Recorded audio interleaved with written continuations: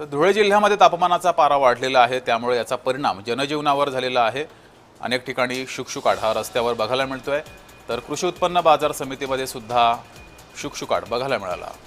बऱ्याच वेळा या ठिकाणी गर्दी असते, मात्र तापमानाचा पारा वाढलाय, त्यामुळे कृषी उत्पन्न बाजार समितीमध्ये सुद्धा शुकशुकाट हा बघायला मिळाला। इथला आढावा घेतलाय आमचे प्रतिनिधी तुषार परदेशी यांनी, पाहूया।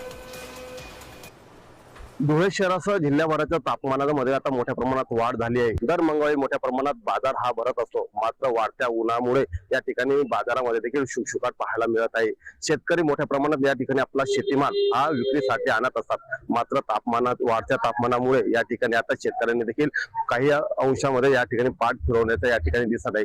कांदा असेल, भुईमूग असेल किंवा इतर कडधान्य असेल किंवा मका असेल, या ठिकाणी मोठ्या प्रमाणात शेतकरी हे आपला माल या ठिकाणी विक्रीसाठी आणत असतात, मात्र आता वाढत्या उन्हामुळे या ठिकाणी देखील आता शेतकऱ्यांनी याच्या कमी प्रमाणात या ठिकाणी आपला कडधान्य या ठिकाणी विक्रीस आलेले आहे। एकंदरीत पाहायला गेलं तर वाढत्या उन्हाचा परिणाम या ठिकाणी कृषी उत्पन्न बाजार समितीच्या उत्पन्नामध्ये देखील होणारा या ठिकाणी पाहण्यास मिळत आहे।